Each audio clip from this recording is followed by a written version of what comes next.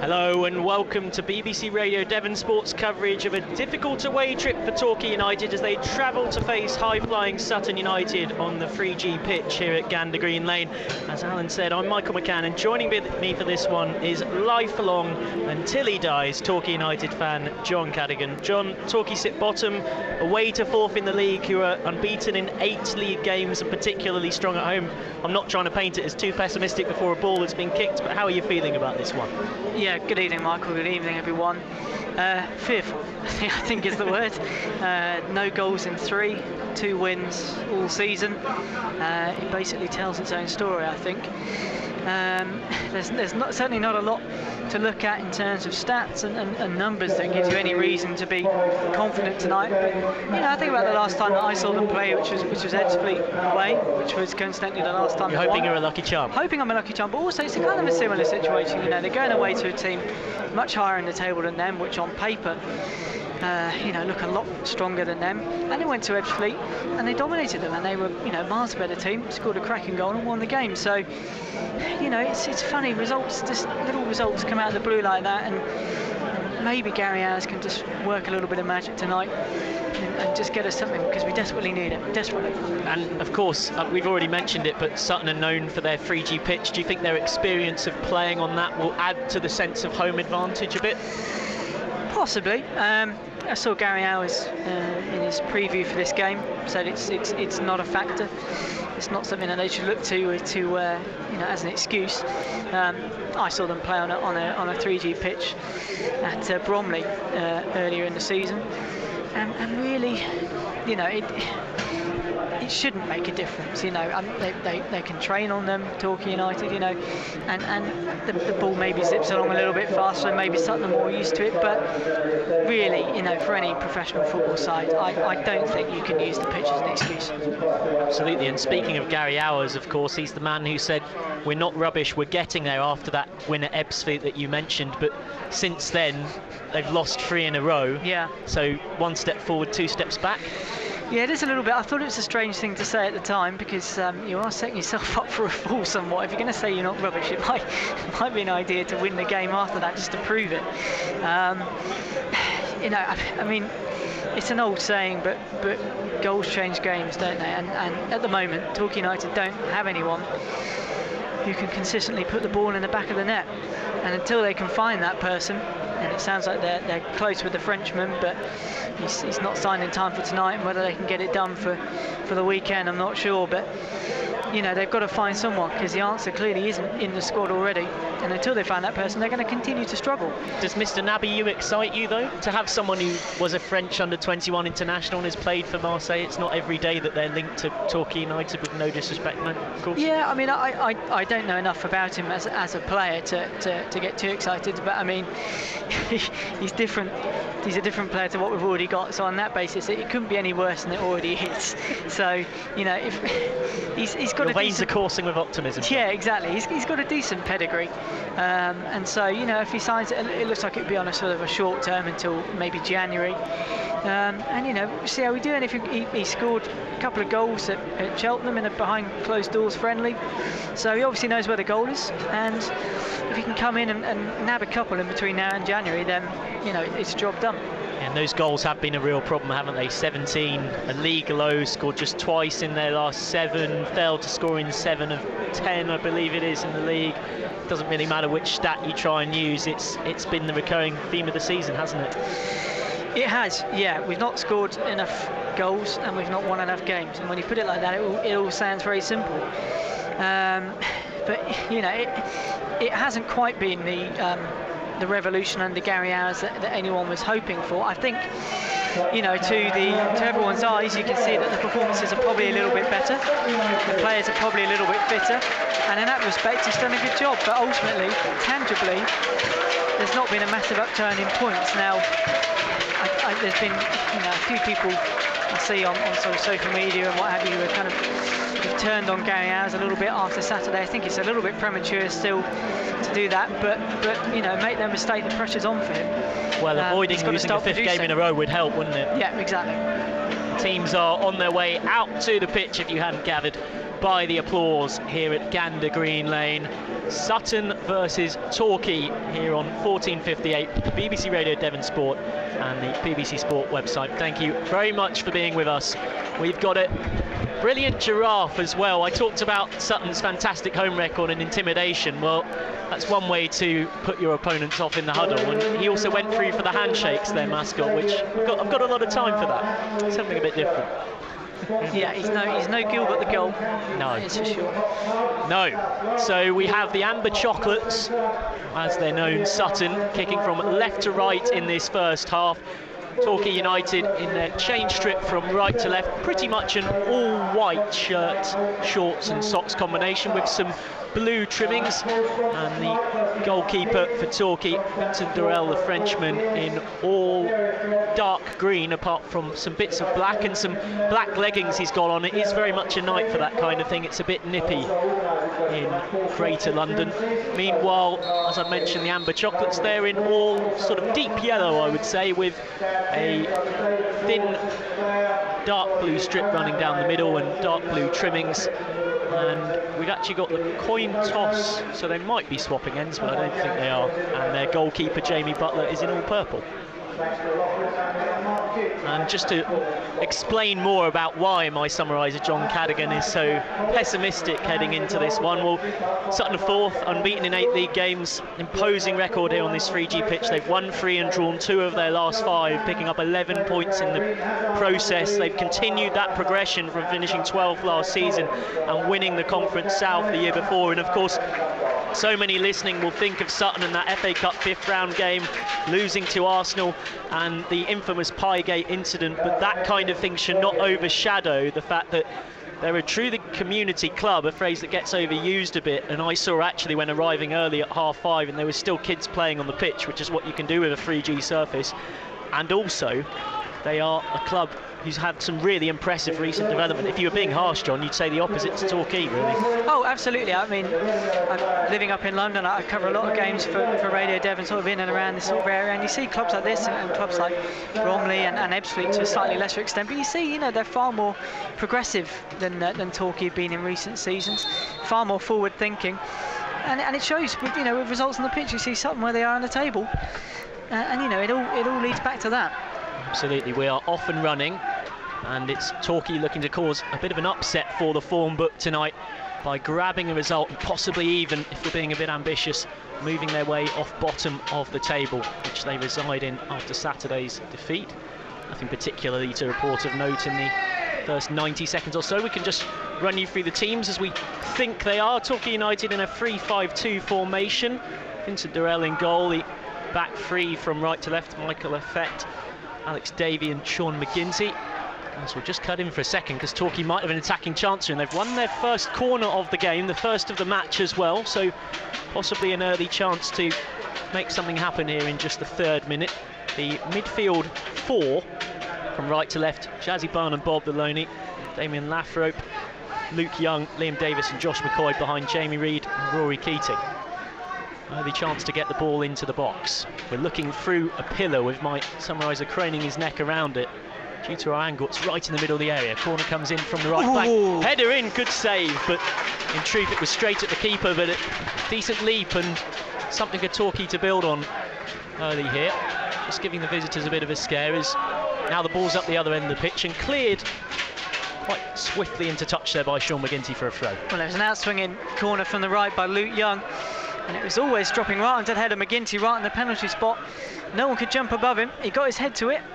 Might feel like he should have done a bit better. Slightly to the keeper's left. It was practically straight down his throat. Could possibly have done a bit better. Good to see the keeper tested nice and early.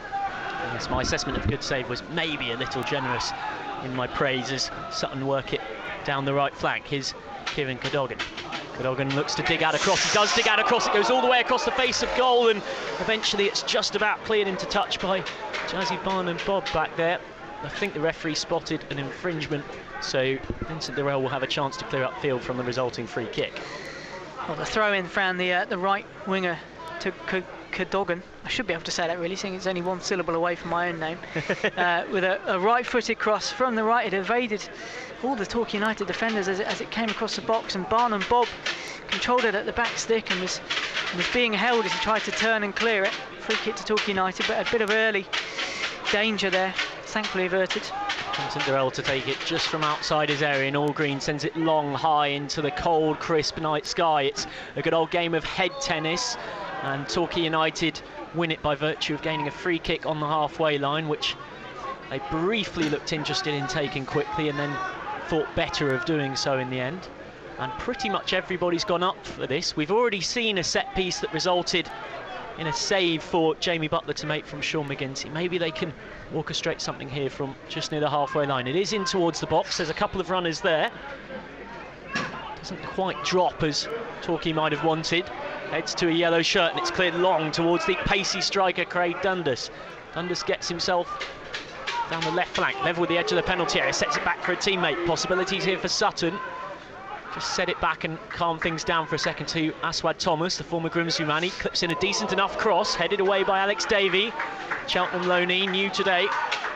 And then he spreads it out left, bursting away in front of our commentary position here at Gander Green Lane is Liam Davis. Davis loses the ball, but then gets it back fortuitously and then is dispossessed again by Kenny Davis, the former Braintree man, and then it's set back to Jamie Butler. Butler sends it forward, but Torquay win it on half away and then give it away. It's a proper scrap for the ball that eventually results in it being at the feet of Davey in the back three for Torquay. Sends it right to Barnum Bob, links up with Josh McCoy, looking to be the go-between between the strikers, and Summarise is encouraged, and understandably so. Torquay have it level with the edge of the penalty area down the right flank. Cross is blocked, it will come back to Josh McCoy. McCoy again takes charge of his options, but he loses the ball. They win it back slightly fortuitously. Now here's Davis. And Davis gives it away as well before fouling the Sutton player he's in that tussle with, and Torquay maybe just guilty of being a bit jumpy on the ball almost, John. Possibly. It's a nice sort of bright and positive start really from Torquay United. I'm used to kind of starting off these sort of games with, you know, a little bit sort of negatively and sort of being the pressure on them from the first minute, but they've been pretty bright so far. There's definitely been no shortage of energy. Yeah, exactly, and a lot of the good stuff has come from Barnum Bob on the right and Davis on the left, as they have been in their wing back position, sort of bombing on, and it's been a bright start.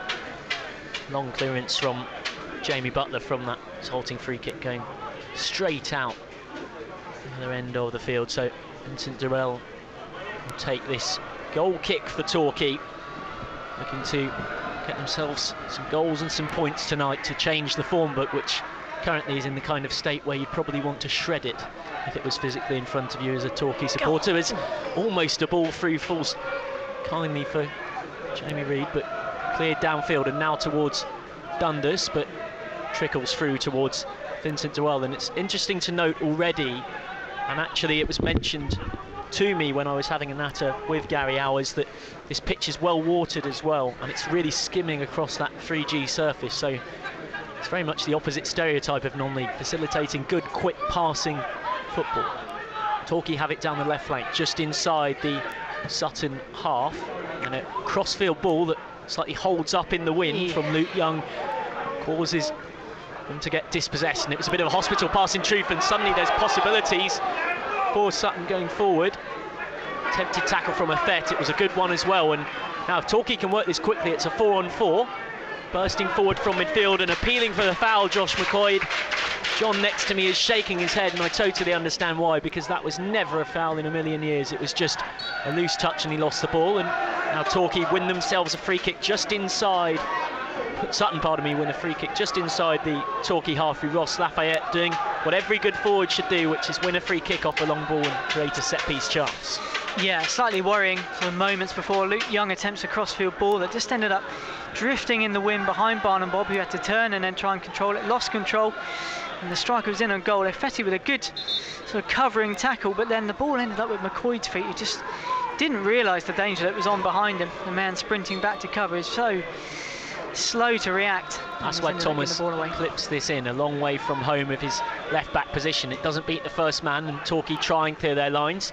Kenny Davis puts it back in towards the proverbial mixer, but it will be a throw-in for Torquay in the left back position, right deep in their own corner flag, to be taken by Liam Davis in the 8th minute here at Gander Green Lane, 0-0.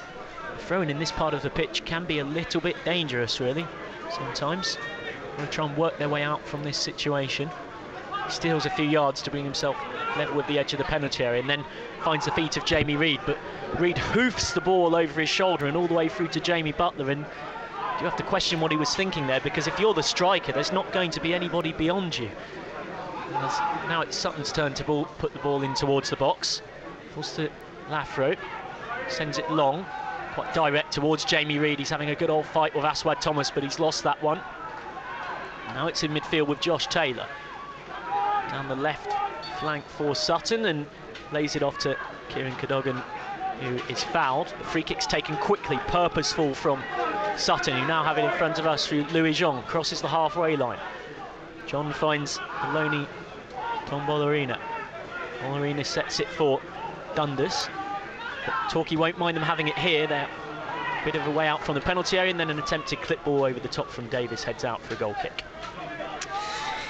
Yeah, I mean, every time Sutton have come forward so far, and I've had 2 or 3 sort of promising positions, and Torquay have dealt with them all pretty well so far, defending well. This new lad, Alex Davey, who I think kind of surprised everybody of a Torquay persuasion when you see him signing, because on paper you think the last thing we need is another defender, but he seems to have adapted well sort of early on, and it's been promising enough reasonably start. promising.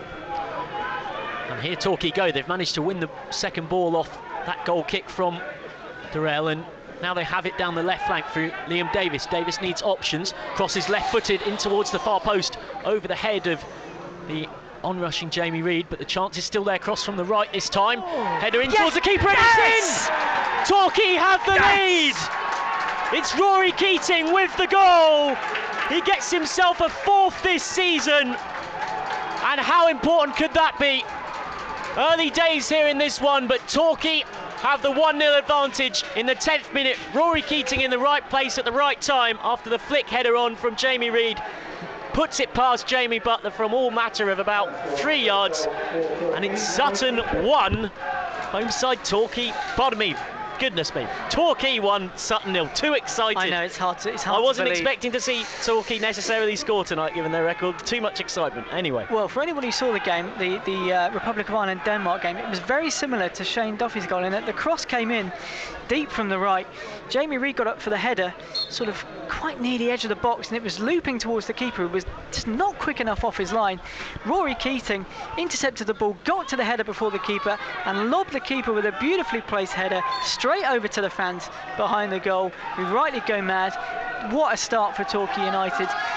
Have we scored too early? Who knows? There's a lot of defending to do now. But as we said, it's a really promising start, and they've been rewarded for that start with a goal. I didn't want to be too pessimistic, but we're still very early on in this one. Trickled on into the 11th minute. Sutton looking for an immediate reply, and they've won themselves a free kick down the right-hand side, well into the Torquay half. Aswad Thomas will take this left-footed in swinging. There's 5 or 6 Sutton shirts in the box looking for a route back after Rory Keating has given Torquay the lead. Cross in and caught by Vincent Durrell comfortably enough. Far too much on that. It's just good opportunistic play from Keating, who grabs himself another goal to add to the tally. And it's really good to see him back amongst the goals as well, because he did so well last season when he came in and grabbed a few crucial goals, but he's just, for whatever reason, hasn't really happened so far this season. He's just, hasn't quite, either a bounce has been unlucky, or he's just, just not had the rub of it. So it's really good to see him back amongst the goals, because we know that on his day he's a good finisher, a real poacher. So maybe the answers are in health. Who knows? And he made that bold statement pre-season: "I've been an underdog all my life, and this is my chance to prove himself." Well, a crucial goal like that can lift Torquay off the bottom certainly does him no harm in his profile. But now it's Torquay pressing for a second, which I must say, I think even the most optimistic Torquay fans wouldn't have necessarily expected to have heard in the first quarter of an hour of this one. Ball set back for Lafroute. Lafroute crosses in. It's cleared by Collins. Chested down by Dundas. Thank you, ref. And Torquay United have themselves a free kick here.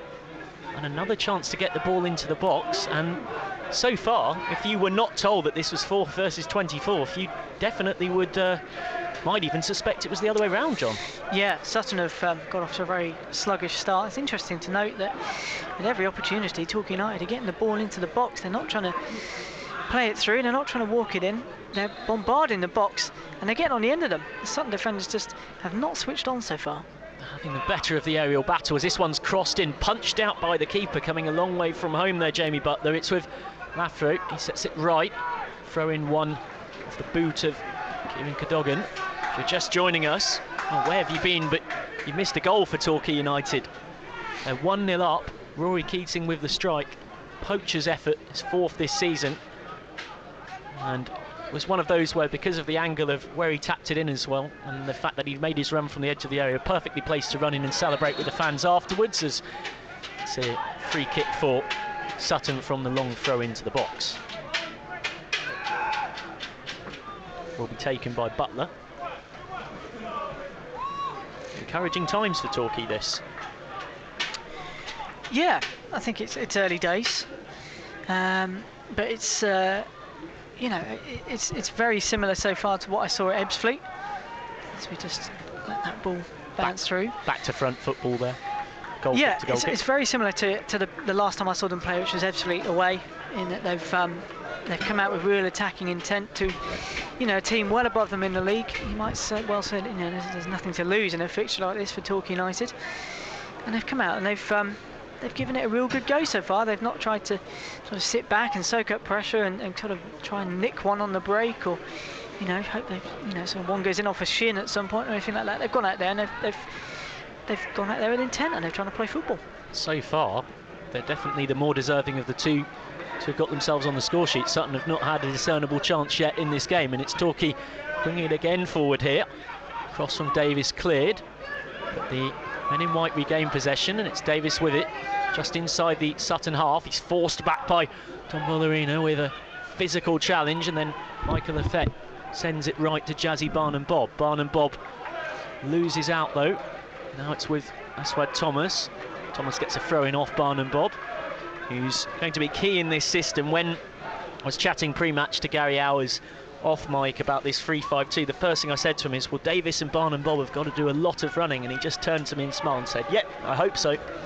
So tells you all you need to know about how key they could be in this Sutton potential surprise victory, which we might just be seeing. 1-0 in the 16th minute. Don't want to be too presumptuous though, as that's why Thomas sends it forward into the feet of Dundas, who's working the channels, and he sets it off for Cadogan. This is danger here for Torquay.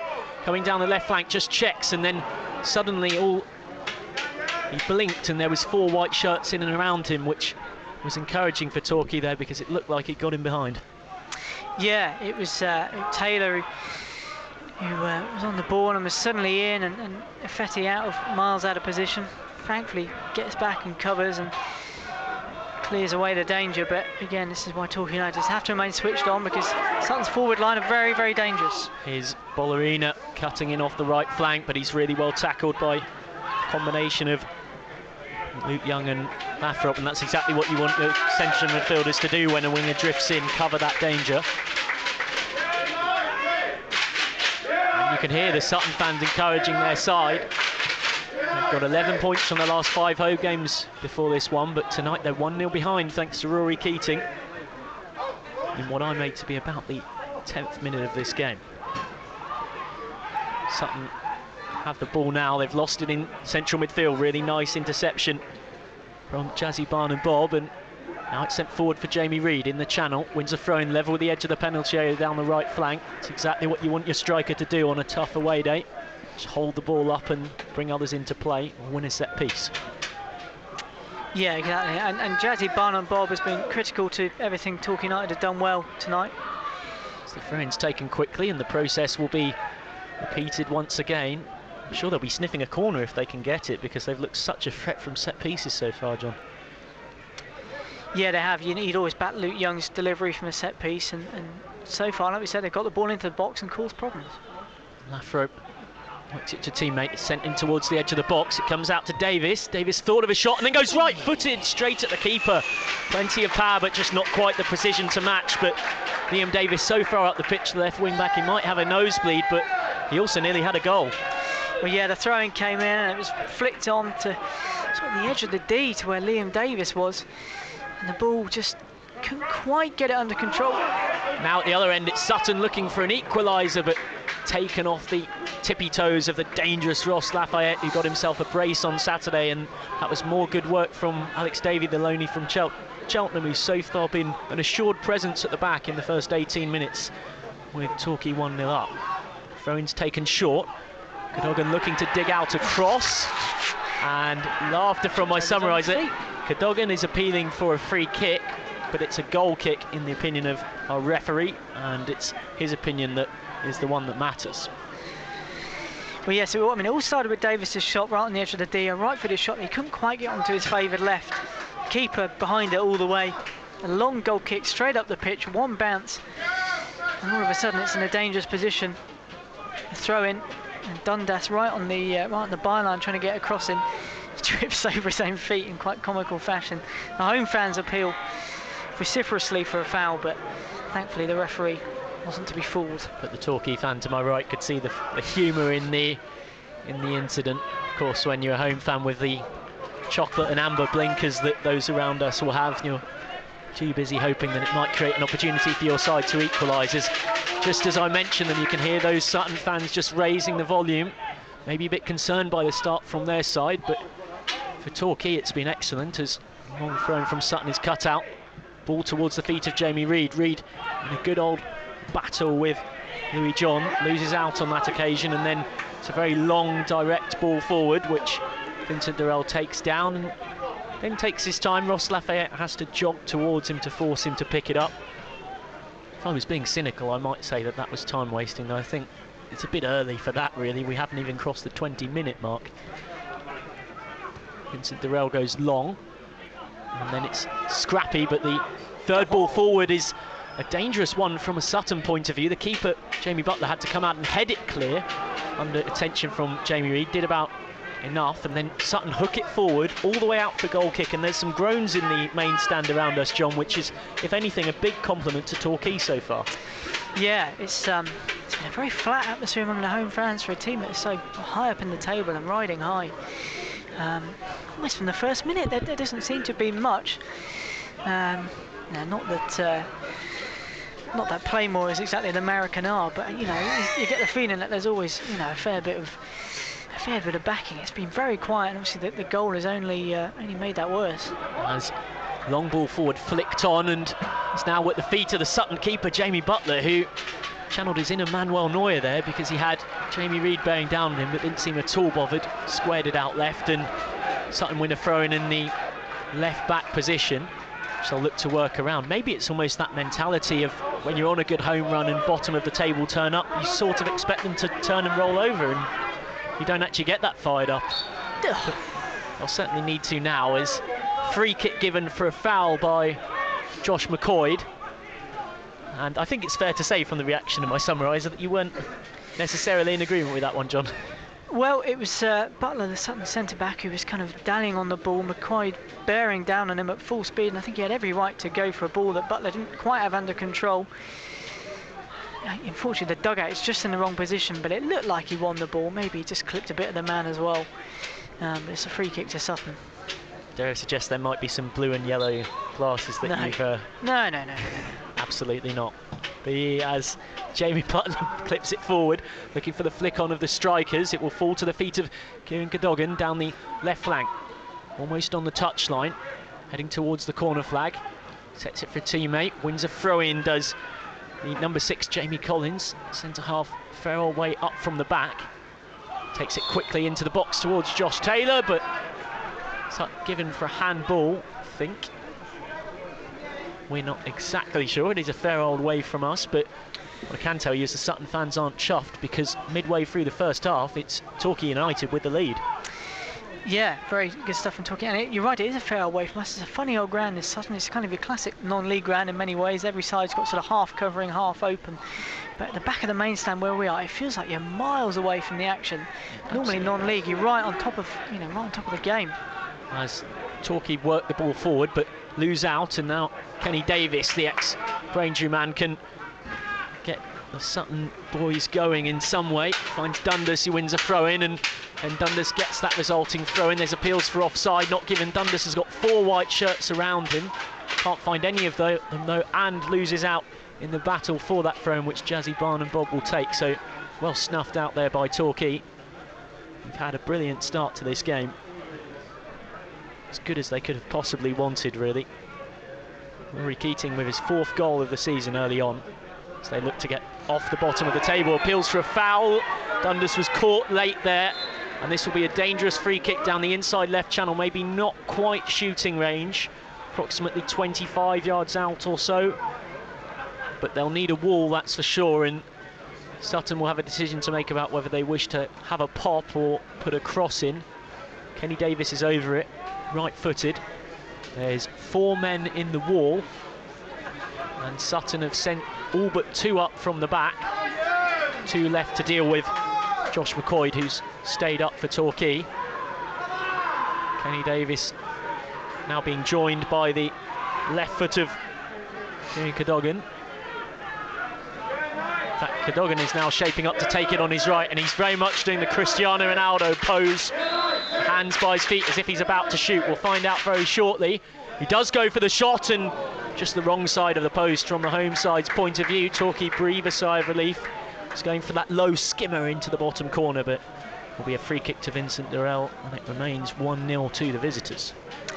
Yeah, Durrell had that one covered, sort of from a left-hand side of the pitch as you look at Torquay United's goal, right-footed, and Cadogan curled it round, but it was low, like you say, and skimming. The first bounce sort of right by the post, and it was never ever troubling Durrell to his right.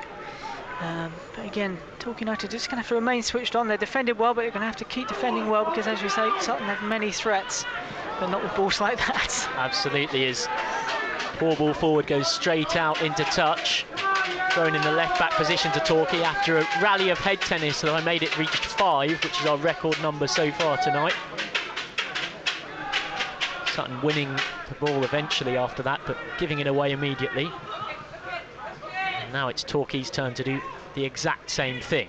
Bit of touchline tango from Tom Bollerina, and he manages to get the ball out of his feet and to Ross Lafayette. Lafayette on the edge of the penalty area, spreads it left. We're playing advantage here for a foul on Lafayette, who's down clutching his ankles. Kieran Cadogan has it in the corner flag. We're coming back for the free kick though, and this is in a better position than the previous one. Slightly closer to goal. Just, I make it 3 or 4 yards short of the tip of the D. So in a sense, those can almost be difficult if you're a free kick taker, because it's not quite clear which side of the goal to go for. Yeah, it's what they always say, isn't it? And it's just in that range where it's almost too close. But Gary Howes and Martin Poole both in heated discussion with the 4th official. Clearly they didn't think that was a foul, but Torquay United can't worry about that now. Going to have to switch on. So it did look like a late tackle on Lafayette. We've now got the left foot of number 6 Jamie Collins over it. We've got 4 Sutton players in the wall and 7 Torquay players in the wall. It's quite a sight. The Sutton players trying to create a hole for the ball to travel through, and the Torquay players standing behind them. A slightly bizarre setup. Durrell is on the left side of his goal. Free kick over the wall and over the bar as well. And once again from the set piece, Sutton can't test. Ross Lafayette taking it in the end, right-footed after winning the foul himself. And it remains 1-0 to Torquay, thanks to Rory Keating. That's two free kicks in very decent positions in the space of a couple of minutes that Sutton have had, and they've wasted both of them, really, that one. Again, never troubling Durrell. Straight down the middle of the goal where it was taken from. It was just up and to the right of the goal as you look at it. And it was never anywhere near going in, and that's basically as close to Sutton United have come to scoring in the first half. I had 2 free kicks that never ever really looked like going in, and for a side doing as well as they are, for Torquay United to contain them like they have done is really impressive. Certainly is, and Sutton have won themselves a free kick. Torquay have won themselves a free kick just inside the Sutton half. Jamie Collins has got himself a warning but hasn't gone in the book for the foul. And what I really liked there was Luke Young was thinking quickly and Liam Davis was looking for an opportunity to play it quickly down the left wing, but unfortunately for them, our referee Saviani was not ready for the free kick to be taken at such speed. So now it's clipped in towards the box. Keeper comes out, punches, doesn't get it away. It's still in the penalty box, but there's a yellow shirt who manages to hack it clear, and then the defensive free kick is given for a foul. I think it's for handball, actually. The free kick came in and Keating was up with the keeper. Keeper made a complete mess of it again. He's not good at coming off the line for the high ball. The ball so bounced to the edge of the area, and as it bounced up, Liam Davis just sort of turned to the side and controlled it with his arm rather than with his chest, or try and unleash a shot first time. There's a clear shirt pull on Ross Lafayette, and that's why the home fans are absolutely furious. Alex Davey not exactly trying to hide it. It was totally blatant to everyone in our stand, but the referee, maybe, if I'm being generous because of his angle, couldn't see it, because I think if he'd have seen it, he'd have given it. But now on we've gone, and Torquay have conceded a free kick just inside the Sutton half. Yeah, a high foot from Josh McCoy, just giving away a free kick there as he went for the ball with Butler. An absolutely blatant shirt pull from Sean McGinty on Lafayette, where you can actually see the shirt stretching backwards. He's trying to pull it off his back. To be fair to the Sutton fans, they had every right to complain about that. I think the referee should have seen it. He was in a good enough position.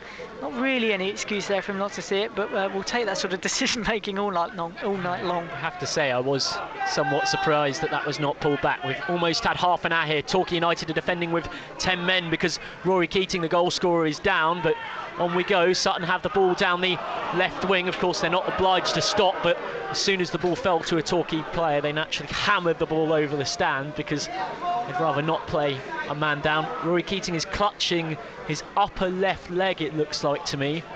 And if one wanted to be cynical, it's always particularly concerning with an injury when a player goes down and doesn't move at all, which is exactly what's happened here. Yeah, I have to be honest, I was following the ball. I think it happened just after Keating had gone off the ball, so I didn't quite see what happened. Just the next thing I saw was that he was down on the floor clutching his leg. And as you say, it's not one where you go down and just try and win a soft free kick and then get back up again. He's not moved from where he was. He's clutching his leg, and it does look a little bit serious. In terms of what there is on the bench, well, naturally you think Rhys Murphy, the striker, who's not exactly fired on all cylinders since signing on loan from Forest Green, is probably the natural option, and as I say that, he's just warming up down the touchline. Hopefully Keating's okay to continue, because he's done working himself a goal tonight, and it'd be good if he could get himself a couple just to really get himself back firing again.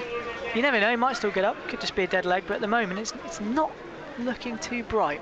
Rhys Murphy, the number 39, came on half-time on Saturday. Not very disappointing 2-0 loss for Michael Effett. Could well be called upon. He is up. No, Keating is up, and he's sort of clutching the rear of his leg, sort of the top of his hamstring sort of area. I'm not a physio, but I believe that's the glute sort of. As someone that's been skiing a lot, it's the muscles you use a lot when you're skiing, sort of the back of your leg. Yeah, well, that's where he's clutching. He looks as though he's moving all right. He's just sort of stretching from head to toe just to try and get himself moving again. I think he's going to come back on. So the ball is returned. Gareth Law waves him back on. The referee waves him back on. Running a little bit gingerly, but perhaps just a dead leg or something similar. We'll see how he does over the next couple of minutes. But when you're a striker and you're playing for a team that's coming into this game got the league low for goals, and you've managed to get a goal at 4th in the league away, that gives your side the 1-0 lead after about, well, to be exact, 32nd minute. You're not going to be running off, are you? As it's now Sutton's turn to attack. Looking for the overlap is Josh Taylor, but he's not found, and that's why you can hear the groans from the home fans. That's why Thomas has it now, and he puts it straight into touch. And this is maybe a credit to Torquay that the pressure is building on Sutton, who coming into this game maybe had a bit of complacency, almost expecting to win it because of the form book being so in their favour. Yeah, perhaps. You saw from that goal kick there from Durrell, high one straight down the centre of the pitch. Of course, it's coming straight towards Keating, who doesn't want the ball. He's just trying to run off an injury, and he couldn't really get off the ground. He's not moving too cleverly, so I think we'll continue to see Rhys Murphy warming up. In fact, he is still on the touchline. Keating in no rush to come off as Sutton managed to shepherd the ball out for a goal kick from a long ball forward from Torquay. Of course, goals have been such a problem this season. Been the chat about the 2 potential signings, the mystery man striker whose bid has been turned down. Of course, it's quite a novel thing for Torquay fans to hear news of even a potential bid. Billy Bowden for approximately £70,000 in 2012 from Swindon, the last time a fee was paid for any player. And then Guy Nabiou, who would be a free agent, but is also a former French under-21 and Marseille international, so not every day you hear those kind of names associated with the goals, but not signed yet as Sutton bring it forward, looking for some quick passing to get in behind, but they've won themselves a free kick down the left flank. The home fans are baying for a yellow card to come out here. I believe it's Barnum Bob with the tackle. Yes, it is. And it was on Aswad Thomas. And yes, he has gone in the book. My summariser does his best Jose Mourinho impression of throwing his arms in the air. Give us your point of view on that one, John. Well, I mean, it was a foul, that I'm sure. But again, I thought Barnum Bob had every right to go for that. He's just clipped his man. And again, he's not trying to tackle. He's trying to control the ball. It's a 50-50 ball, and he's ended up clipping the man. But I think it's a free kick. It's not a yellow card. It's his first offence, and I think that's ridiculously heavy-handed from the referee. The first card of the night as well, and a little bit sudden in terms of how it was pulled out. Maybe free kick to come in from the right flank by Kenny Davis, right-footed in swinging from the touchline towards the goalkeeper Vincent Durrell, who takes it comfortably enough. And that's been a marked contrast in this game so far. The set pieces, John, Torquay United regularly threatening from the corners and crossing opportunities they've had, and Sutton, for all they've looked good with the ball at their feet, not really doing much in that regard. Yeah, I totally agree, and you just hear one of the Sutton fans there yelling at them to wake up, and that's exactly, what you'd say. They've looked so laboured so far. And now Torquay might have another chance to create one of those set pieces. Ball forward that they've won the scraps from. Good pressure from Liam Davis, the wing-back, getting right up the left flank and forcing Sutton to clear the ball into touch. Throw-in, level the edge of the penalty area down the left flank. He's got the red boots of Rory Keating to look for if he wishes to. Keating's definitely back up and going because he was shoving the centre half there enthusiastically. Cross into the box collected by Butler from Liam Davis, who's going to have to get on his bike quickly back into his defensive position here, as Butler was shaping to take it rapidly. Thought better of it. Long ball forward towards Lafayette and Dundas, not really cleaned up by anyone. Was allowed to bounce twice, and we have a head collision here between Craig Dundas and the Torquay man who's down. It's obscured by the referee, but I think it was McGinty and Young both went up for the same header from the goal kick, both missed it, and it sort of bounced once. Ifetti went up for the header to try and clear it up with Dundas. Ifetti's a lot taller than Dundas, but Dundas was good off the floor. He's a good jumper, and it just clashed heads, and Ifetti, again, like Rory Keating, hasn't moved.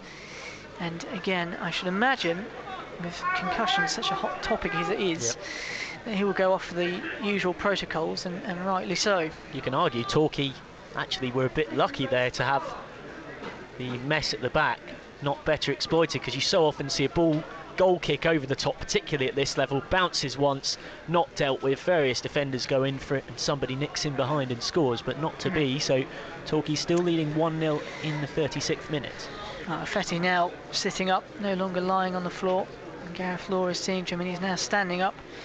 Again, I imagine he'll have to go off for a bit more of a prolonged assessment. Such is the way with head injuries, and as we say, rightly so. And that did look like a nasty clash of heads, but he is jogging off the pitch now. Well, let's hope his recovery is as good as his boots are loud. He's got some bright orange get-up going on. Such is the thing these days. The black boots are really the novelties. Stand out an absolute mile. Ball returned back to Sutton. It's come straight back on, Ifetti, worth noting. There we go. So obviously maybe not quite as bad as we first worried he may be, as Sutton clip the ball over the top down the left flank, try and keep it in, can't do so.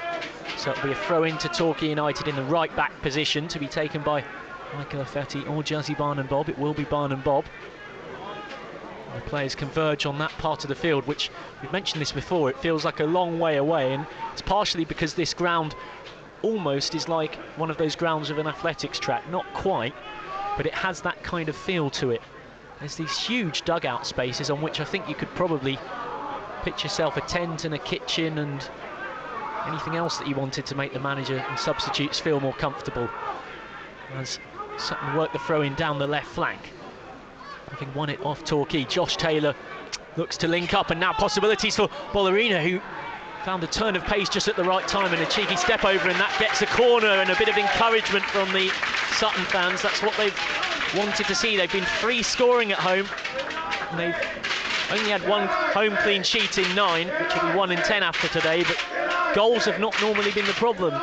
Can they get themselves a first tonight? Corner will come in right-footed, in swinging. Plenty up for the Amber Chocolates. Flashes across the 6-yard box, nobody on the end of it, and the Sutton players are appealing for a penalty. The referee is absolutely not interested, and I think it might have gone out for a goal kick, did it? Because of the in-swing from the right footer, which Torquay will be grateful for. You'd much rather have that than a throw-in right in the corner. Yeah, exactly. It was a dangerous corner, as you say, an in-swinger on the left-hand side of the pitch, and it was low. It got all the way to the back post. I think it was Butler at the back post. Sorry, not Butler, Collins, the central defender, the captain. He was stooping down low and almost got a head on it and was complaining to the ref. Thankfully, it goes all the way out for a goal kick. I was going to say, John, it's only the 38th minute. It's a little early to be sending the keeper up, and we might see that in the 94th if the scoreline's still as it is now. Sutton working it down the right flank.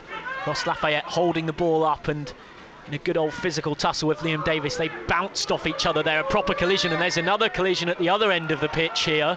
Jamie Reid getting into a good old scuffle with Simon Downer, and I had a good view of that. They were both flaying elbows and arms in each other's direction, anticipating the ball would come anywhere near them, and in the end it was quite comical because the ball went nowhere near either of them, and Torquay won a free kick just inside the Sutton half. Yeah, I think 6 of one, half a dozen of the other is the phrase. They were both giving each other as good as they got, trying to get underneath the high ball. I'm glad he's giving it our way. I like this ref.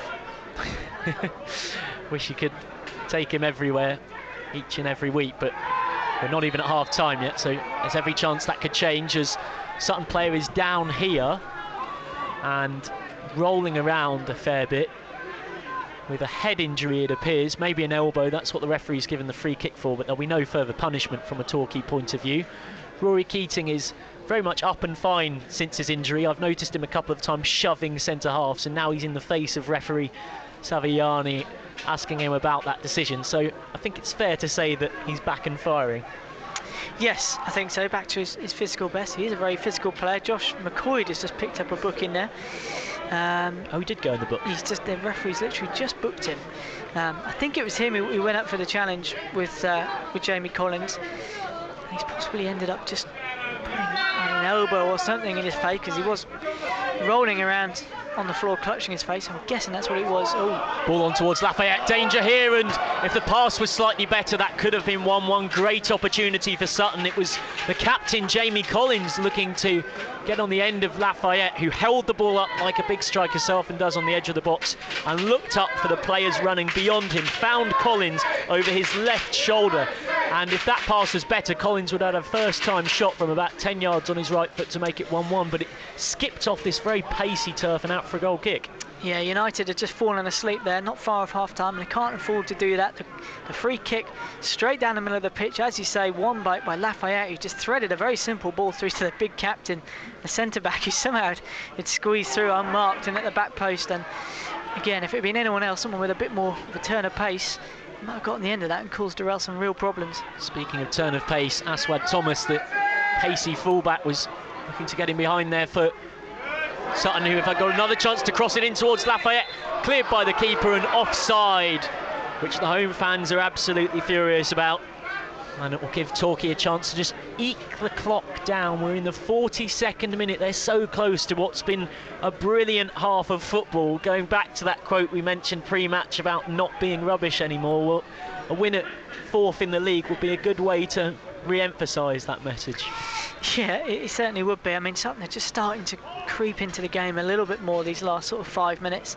A couple of good chances, and that across from the left, which Lafayette sort of left unmarked and right up for the header with Durrell. Thankfully, just sort of nudged himself offside. It can't have been by much. And again, Torquay just need to make sure that they get into half-time with it 1-0, get in and regroup, and go again. And the target man, Ross Lafayette in particular, is starting to cause some real problems. He's a very aggressive physical player. He's just been in the face of Vincent Durrell whilst taking that goal kick, as much as anything else, just to be a nuisance. That goal kick has resulted in a free kick, throw-in, pardon me, for Sutton down the left flank, just inside the Torquay half. It does feel like the action's a heck of a long way away over there, because in front of us we've not only got the main stand you see at so many non-league grounds, but this pronounced edge of the pitch area, which I'd say is a good 10 yards maybe or so in distance, maybe even longer. These huge executive plush dugouts, which I'm always surprised you don't have some hospitality down there. And the ball forward from Torquay dribbles out for a goal kick. So when the ball is down the, well, is now the Torquay right or the Sutton left, you do sort of feel like you're watching the action from a hill outside the ground almost. I mean, I've got my long distance specs on, but I'm struggling with the far side of the pitch. It just feels like a long way away, and I need my binoculars, never mind glasses. Absolutely. It's not a particularly huge pitch, because it's quite interesting. There's no standard regulation on what every football pitch has to be. So it's not that it's a particularly massive pitch like, say, the Emirates, one of the biggest in the Premier League. It's just more the distance we are from it, as Sutton try and play a ball in down the right channel for striker Craig Dundas to get himself a 7th league goal this season. But with service like that, he and Lafayette, who have 10 between them before tonight, won't be getting any more. And with every minute that goes by, you just heard it there again, it's more groans from the home fans, and Torquay are eking their way towards half-time in a very good position. 1-0 up in the 45th minute, which we've just ticked onto on the scoreboard to my right-hand side. Yeah, it's been very largely uninspiring from Sutton so far, and it's funny how often it happens in this league. It probably just go to prove that there's not a huge amount between 1 and 24. It's maybe just a goal scorer or you know, particularly good centre back or something like that can just make the difference. Sutton pressing again. Sorry, John. No, Sutton pressing again for this equaliser before half-time, which they'll feel they deserve for their last 15 minutes of pressure, but in truth they still haven't significantly tested Vincent Durrell. Cross from the right by Bollerina, cleared by Alex Davey. Josh Reed in there fighting for it with Kenny Davis. Davis wins the battle though, 30 yards out, spreads it left. The Summarise is shaking his head, not quite physical enough from Torquay, crossing towards the far post. Falls to Lafayette, 15 yards out, takes it down, looks to shoot, leaves it for a teammate. Great interception, but the danger's still there. Lafayette nods it on this time, it comes back to Lafayette again. The ball seems to be a magnet towards him, but eventually they manage to clear it. 3 minutes of stoppage time added on at the end of this first half, and suddenly the ball's right up the other end, but the offside flag is up, and I got excited for half a second before remembering that actually I was right in line, and he was a good yard or so off Rory Keating, sniffing his 2nd goal of the night. And we're into that stoppage time now. God, it's all going on. A really heart-stopping couple of moments, and they're talking out the box with no one able to get it under control. Suddenly McGinty makes a good interception, but suddenly get it back into the box. Eventually Torquay get it clear. A long ball that Keating's just half a yard offside, right in line with us. It seemed like the ball was just continuously moving back towards Ross Lafayette in one form or another. It's crossed in towards the big striker again. It's cleared. Kieran Cadogan has it on the far side away from us, and he wins the throw-in off Jazzy Barnum Bob, who marshals him closely and slips. We don't know exactly how many of the 3 minutes we've had, because the scoreboard freezes at 45, just to add to the drama, but I reckon we're maybe in the 2nd of those 3 minutes. It's with Simon Downer all the way at the back, and he sends it left to Jamie Butler. Butler is only just inside his own half, clips it long towards Dundas. It falls for the feet of the striker, and then it's cleared off his tippy toes by Alex Davey. Possibilities for Torquay on the break here. It's a 3-on-3 if they can go quickly, and they've done exactly that. Bursting down the right flank. There's Reed and Keating in there if they choose to use them, but the pass is a terrible one behind the on-rushing Josh McCoy. All of the front 3 were there in support, but none of them were found. Torquay do win the throw-in though, and they work it into the feet of the goal scorer Keating. Keating finds Davis. Suddenly, just before half-time, this game has really sparked into life here at Gander Green Lane. It's with Josh McCoy in the corner flag. McCoy takes his time, checks, calms things down for a second, sets it back for the cross from Davis, over the head of everyone, runs all the way out for a throw-in the left-back position. Catch your breath for a moment, and Sutton will have the throw-in, looking to make it 1-1 if they can get the time to get the ball to the other end of the pitch before the shrill of referee Savagiani's half-time whistle, which isn't going quite yet. Sent forward towards Dundas, hooked away from Torquay, now at the feet of Kenny Davis. Davis goes all the way back to his goalkeeper Butler, who again not afraid to channel his inner sweeper keeper and come all the way out of his goal to send it long to Dundas. Dundas on the edge of the penalty area, looking to find room for the shot. Back for Ballerina. Ballerina shoots left-footed just over the bar. That's as close as Sutton have come from the inside right channel, just outside the penalty area, opening himself up, Tom Ballerina, and trying to curl it left-footed into the far corner. The man who's recently returned, having left for Grimsby Town in the summer of 2016, and it was over the bar, but it wasn't a bad effort, and I reckon once this goal kick is sent long by Vincent Durrell, that will be it for this half. Let's everybody just calm down for a moment, shall we? Agreed.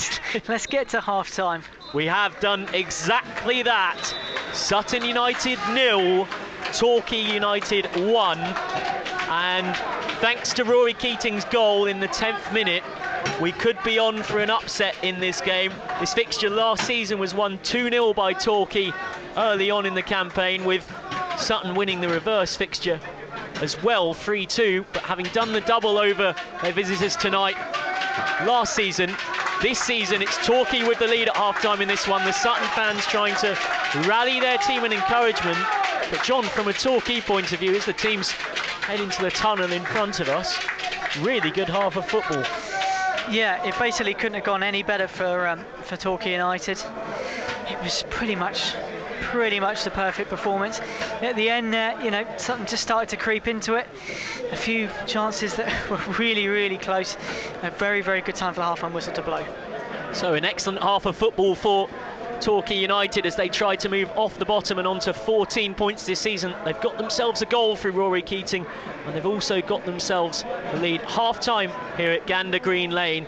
And it is the away side with the lead, a potential turn-up for the form books tonight. They started today 8 points from safety, but they lead 1-0 at the half-time break.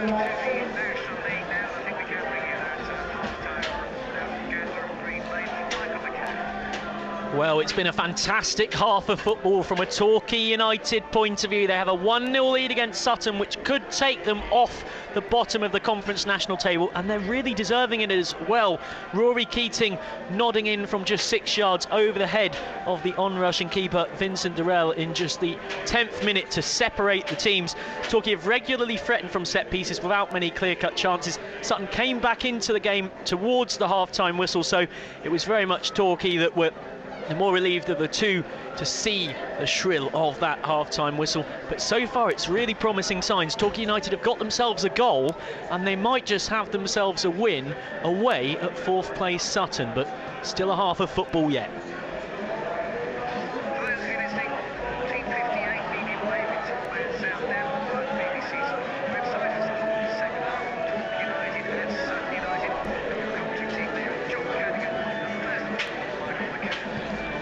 Thanks, Alan, and welcome back for the second half of this one. We're still quite a few minutes away from the resumption, the very traditional scene, apart from, of course, the 3G pitch here of the substitutes warming up, everybody having a bit of a natter about what they've seen and grabbing some refreshment, as my summariser John Cadigan has been doing. And right on cue, just as I would have brought him in, he lands in his seat, ever the professional.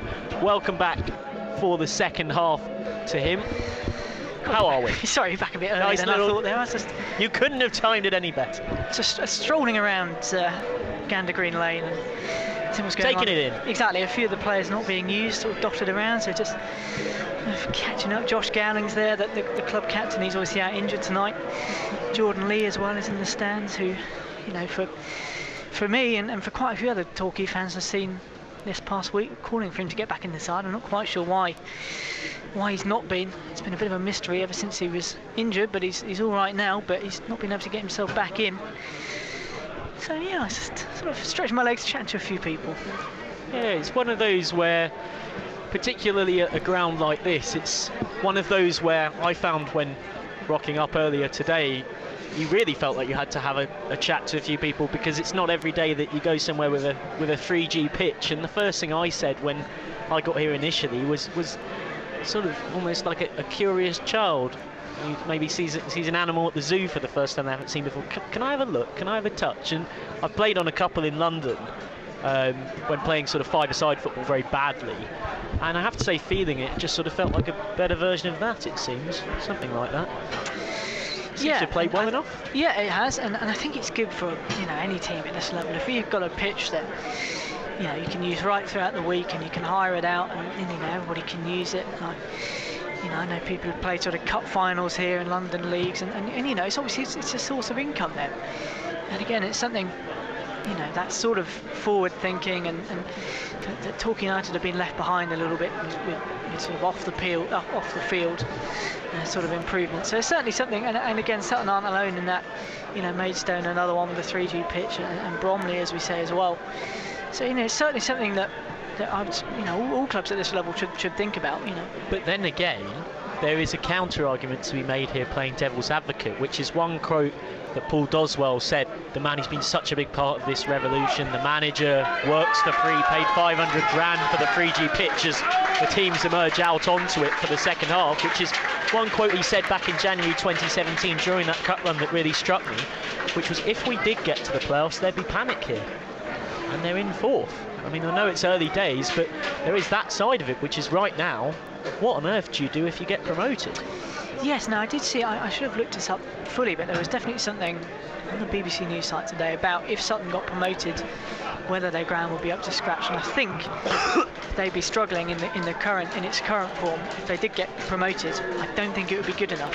Well, they're not. I think it's as simple as that the FA doesn't allow 3G pitches as a whole, no matter how good or bad the 3G pitch might be perceived to be. As the teams re-emerge, Torquay United will be kicking from left to right this half, with Sutton shooting from right to left. It's very rare they fail to score at home so far this season, Sutton, but Torquay will hope that this is that night.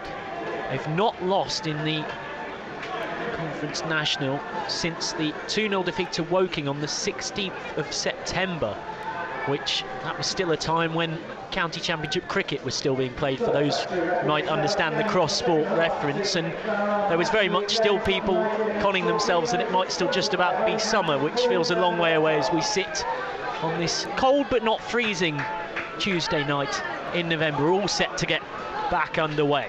Number 4, Damon Lathrop, is over the ball for Torquay.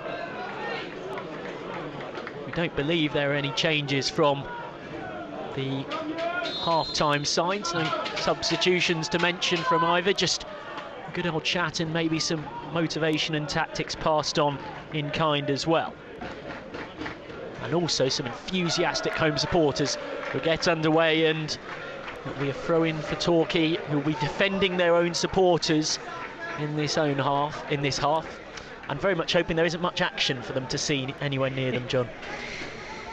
Well, yes, you'd hope so, and looking at it as they come back up, Torquay United appear to be set up exactly the same way as they were in the first half. No great surprises there. Still using the wing back, still 2 in central midfield, McCoy in the hole, 2 up front. And it worked in the first half. Well, yes, as I mentioned already during our commentary tonight, there was a change at half-time on Saturday with Rhys Murphy coming on, but it would have been quite a shock after that half of football to see the same 11 not re-emerge. And I think the message from Gary Hours, not that I had the privilege of being in the Torquay United dressing room, would have been similar to do the same thing again, as an ambitious shot from distance. Ambitious, maybe even an understatement there. Flies out for a goal kick from the inside left channel, trying to curl it right-footed into the top corner and went about 10 yards wide. Not quite throw-in territory. Jamie Butler will take the goal kick. Yeah, it's Liam Davis with the shot. He's just cut inside from the left. Again, never even forced the keeper to move, but an early little sighter for the second half.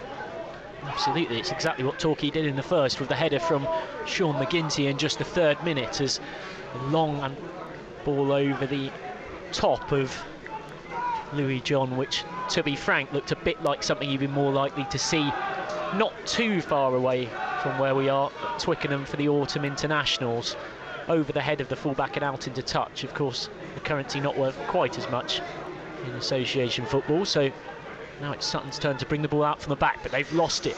Torquay have it in central midfield in a promising position just inside the Sutton half, and offering himself as Jazzy Barnum Bob, he is used, and then they go back to Michael Affett. Affett sends it forward, headed clear by Jamie Collins to the feet of Craig Dundas. Dundas sends it right for Barnum Bob.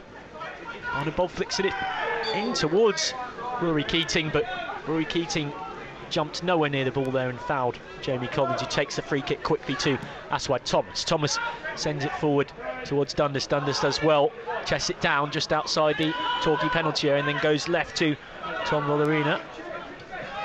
Now recycled all the way back to Collins. Collins looks for his goalkeeper Jamie Butler. Good pressure from Torquay United, and it's pumped forward by Butler. Nobody under it apart from Cheltenham Loney, Torquay United centre half tonight on debut, Alex Davey. His clearance only falls to Sutton shirt. They send it up the right flank, but Ross Lafayette, in trying to link up with Josh Taylor, sees Taylor put the ball out for a throw in, a poor pass, and Lafayette throws his hands in the air in disappointment, and just those little bits of body language can tell you a lot about how a team's feeling at a moment in time. Yeah, agreed, and it's been like that all game. You'd have thought that in the second half a bit of renewed purpose, that perhaps to be a little bit more positive, but they've just seemed really disjointed all evening. I'm sure I'm going to come back to regret saying that, and I'm sure Sutton are about to score. Here's Aswad Thomas doing his best to prove that the commentator's curse is very much a thing, and that John Cadogan has just put his own bit of witchcraft on Torquay United, but on this occasion he hasn't, because Thomas tried to feed the ball into Kieran Cadogan, who lost control and then fouled Michael Affett. 3 minutes into the second half, and so far all is well for Torquay. Ball clipped over the top, good early one towards Jamie Reid, but I say that, it's easy to forget the ball really does scuttle off this 3G surface, the polar opposite to the traditional non-league, where you send it over the top and it will stick in the mud and you can get there. It's a bit of an ice rink, really. Throw-in's taken short, and to the delight of the Torquay fans, who've done well to see that they're so far away from the other end of the ground, the ball is miscontrolled out into touch. It will be a throw into Torquay, level with the edge of the penalty area down the left flank.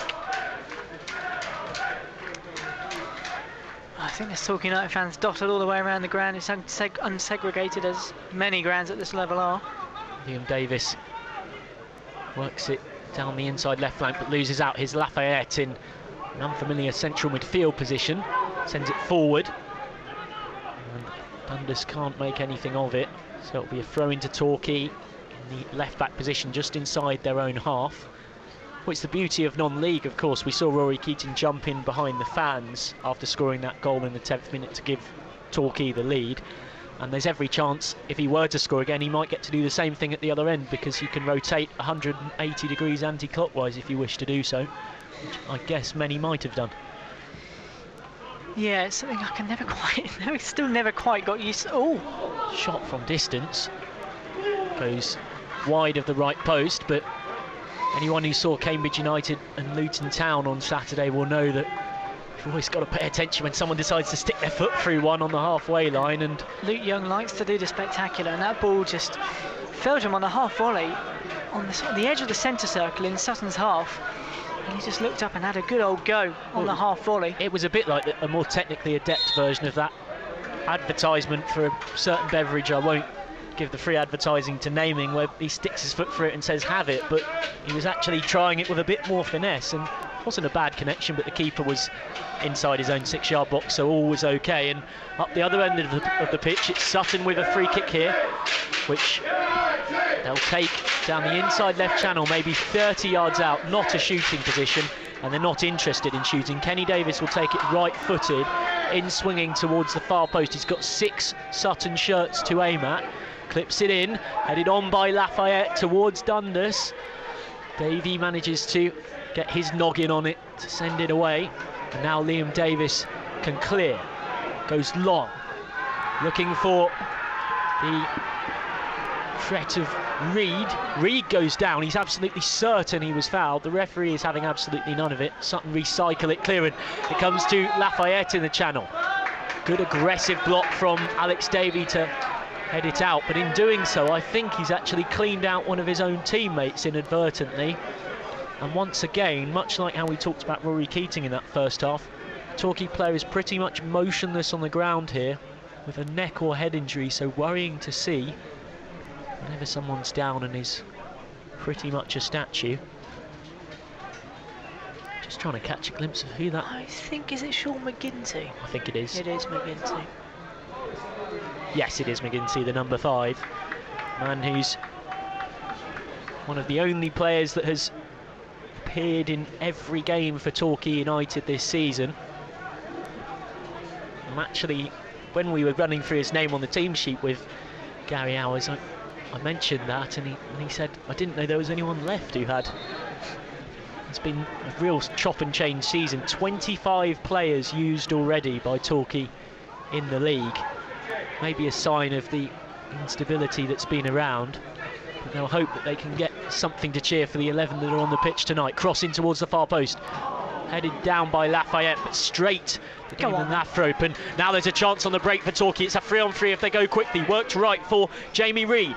Reed looking to put in a good cross, slides it in towards the near post, and Rory Keating wasn't too far away from getting on the end of it to stab in for his 5th goal this season and grab himself a brace tonight. But now it's Sutton working the ball up the other end, and of course you really notice how quick and zippy this 3G pitch is once you get into the second half, as we are 54 minutes gone and the gaps start to open up because you can pass the ball around so quickly and players tire a little bit. Torquay very deep here defending, cross from the right flank over the head of the goalkeeper almost, who crashes into the bar, Vincent Durrell, and he was really focused there on the ball, making sure he got it caught and didn't worry about anything else.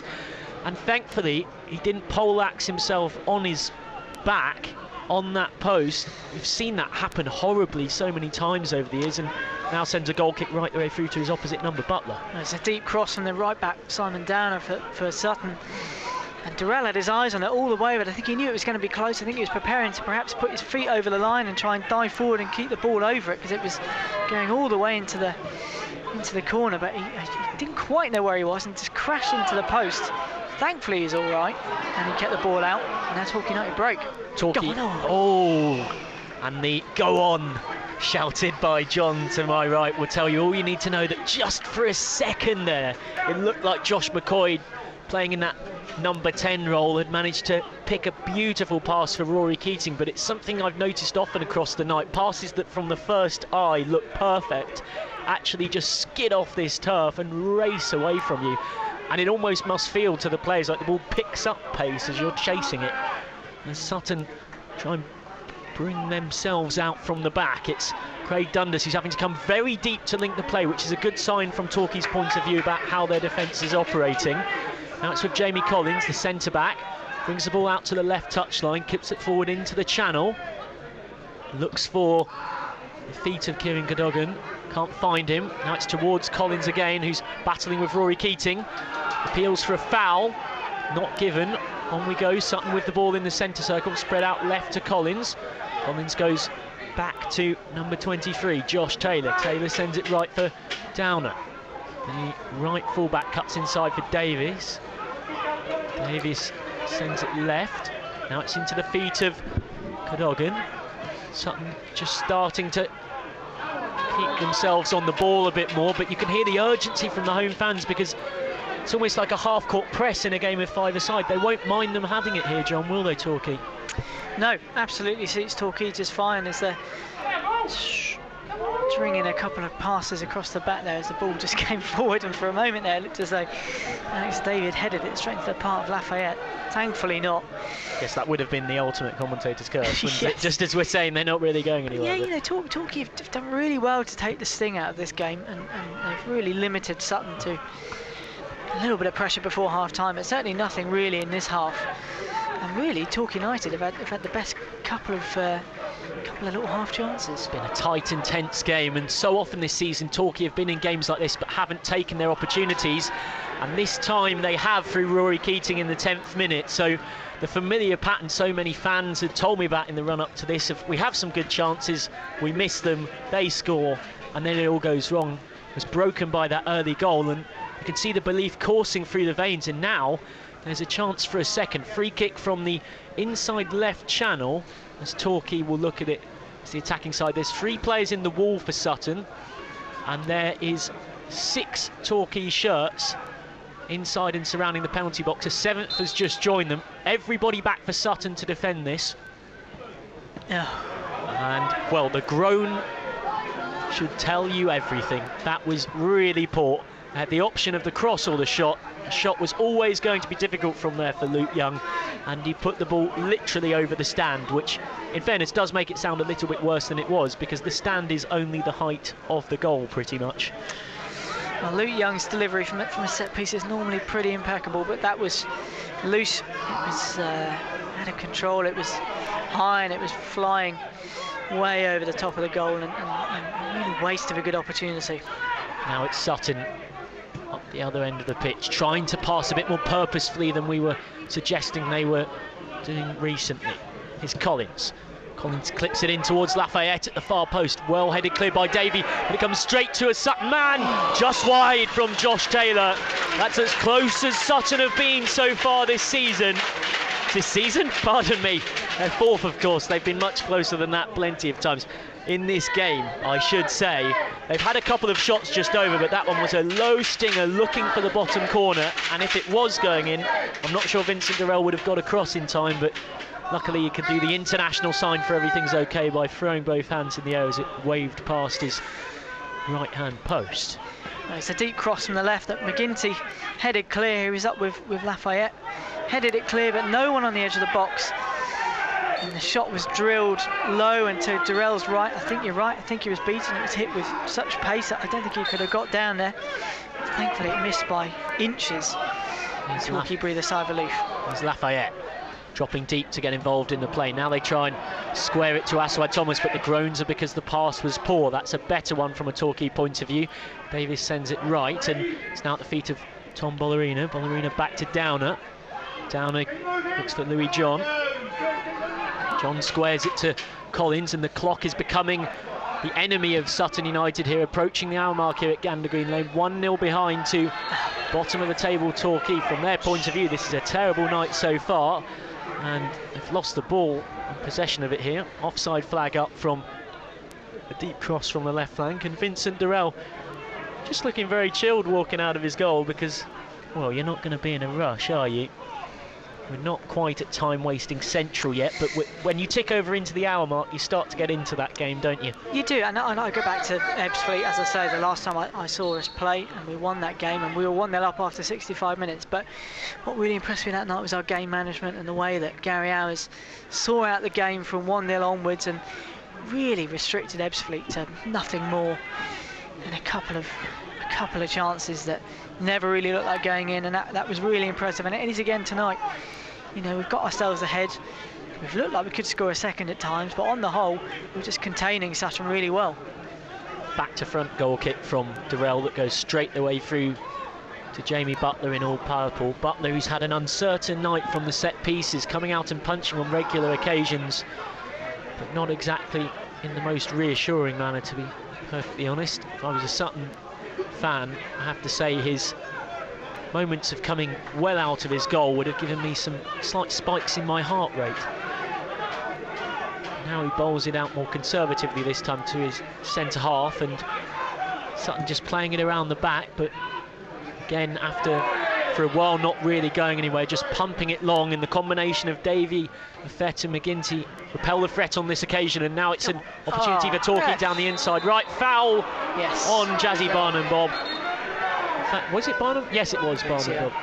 No, pardon me. No, it was Jamie Reid, in fact. Jamie Reid clearly fouled. The reason why I thought it was Barnum Bob was because he was making an overlapping run down the right, as you'd expect a wing-back to do, but it was in fact Reid, to his credit, working really hard in the channels, and just the most cynical push. Nowhere near the ball, nowhere near the overlap, and the card has come out there for the number 11, Kieran Cadogan, in the 62nd minute, and I think he deserved that one. Yeah, I'm glad the referee pulled him up on that, because it was off the ball. Keating had done well to sort of bring the ball down on the right-hand flank, and as you say, Reid was just overlapping with a run and was just caught off the ball. And it was slightly done in a slightly clever, cynical way, where you almost think sometimes the referee doesn't spot it, thinks he's tripped over or whatever, or it's just an honest collision, and they carry on. Thankfully, the referee picked him up. Luke Young to take the resulting free kick, right-footed, out-swinging from not too far away from the touchline. Clips it in, and it's a Sutton head on it, but the ball has landed just underneath the goal. It's been allowed to bounce, and it's gone out for a corner. Exciting times for Torquay, and their fans have done the 180-degree swap, because just as that happened, enthusiastic applause from all and sundry behind that goal, hoping they'll see a second goal at their end tonight after Rory Keating scored the first. Swapping ends at half-time, just like the players. Young to put this corner in, right-footed, out-swinging, looking to double their money just after the hour mark here in London. Clipped in, headed away, process will be repeated, and Torquay will not mind this, because they've looked a real threat from set pieces tonight, definitely the more threatening of the two teams. They've got plenty up from the back. Interestingly, Sutton have left 2 players on the halfway line, which has drawn 3 Torquay United strikers, three Torquay United defenders away, pardon me, which means the penalty area is quite sparsely populated. Headed down, great save to his right-hand side by Jamie Butler to stop it going to 2-0. That really did look like a goal, and the home fans rise in acclaim, and understandably so, because their goalkeeper has just kept them in the game with a brilliant save, low to his right-hand side, palming it out, a header down from 6 yards, which, well, I totally understand why you, John, were right up for that, because I thought I was just about to say Torquay United 2, Sutton United 4th placed 0. But alas, no. Well, you could see Luke Young's corner was a peach to the front post. McCoy with the run, and he saw him going all the way, and he saw him meeting the ball, and he could almost see it happening in slow motion. It was such a good run.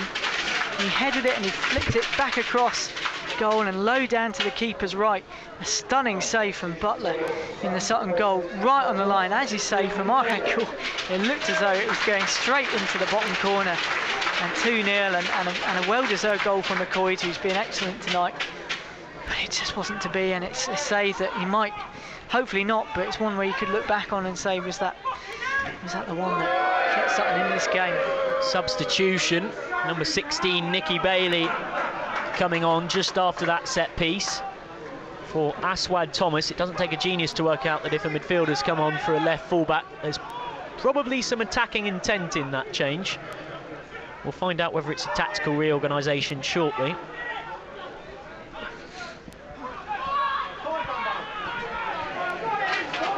And now Sutton with the ball down the right flank.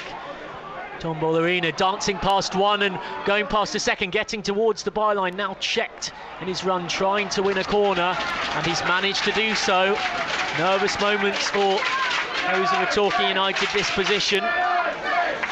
Yeah, Ballerina got through the tackle of Davis far too easily down the right. McCoy got back and made the covering tackle and just ushered it out for a corner. To be taken from the right, out swinging towards the goalkeeper, who doesn't come out from his line there, Vincent Durrell, and that went all the way across his 6-yard box. I'm surprised to see him not come for it. There's now Collins crosses from the left-hand side. Hooked clear. Could be a chance for Torquay on the break, as skipping away is Rory Keating. He's got Reid on his outside down the inside right channel, but just loses his footing, and then he beats the run of the marker again, Kieran Cadogan, and now finds himself in the corner. Throw into Torquay United right by the corner flag, and it's exciting moments for goals fans. Well, that was excellent from Rory Keating down the right, who beat one man, drew around another with a diving tackle, and got himself... just as you thought he'd stop, he went again. Yeah, he got himself right down to the byline, and has just knocked it out for a throw. Or rather, sorry, was tackled for a Torquay United throw. And by the looks of the setup, they're going to go long into the box here because everybody is inside the penalty area. But now they come short for the other option, and it's worked cleverly for McCoy. McCoy crosses towards the far post, appeals for a penalty for a foul on Rory Keating, as he might have looked to do something with that cross. Not given. Bowled out by Jamie Butler. It's a scuffle in the middle of the pitch that Sutton win, and they can work it left in the centre circle. Here's Kieran Cadogan. Cadogan looks forward, but throws his hands onto his kneecap in fury, because he gave the ball straight to Michael Effett, and it's his turn to clear it long carelessly and lose it. Both teams looking maybe a bit panicky here. Well, the cross came in there from Barnum Bob for Torquay United, and it was Keating who was up for the header, and it looked like Dan who had just given him a little bit of a push. It probably was a touch soft. But there's a good shout for a penalty there, not given, and Torquay United are going to break a sub, and it's Ryan Higgins, the right back, who is ready to come on, stripped off and ready. Higgins set to come on, but for now he'll have to watch as his side try and preserve that 1-goal lead. Defending here, Sutton with the ball, but a pass backwards from Josh Taylor, looking for Simon Down, who is groaned at by the home fans. They want to see it go forward, but it's now forward in towards the feet of Dundas. It's left for the strike from the left winger, Cadogan. That's blocked. It's still in there. Ballerina beats one down the inside right channel, looks to square it, and then it's cleared eventually by a tag team of McGinty and Davis. It will come straight back at them though. Davis sends it round the corner for Ballerina! Wide.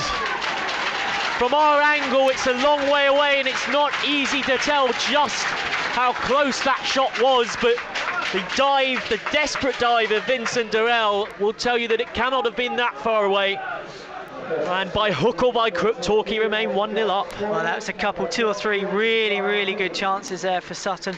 Torquay just unable to fully clear, and it kept coming back. And it seemed like Sutton had more than 11 players on the pitch. There's just more players everywhere than Torquay United seemed to be able to cope with. Eventually, Ballerina on the right, firing a shot that, as you say, you couldn't quite tell how close it was, but it didn't look far wide of Durrell's left-hand post, and Torquay United got away with one there as McCoy comes off for Higgins.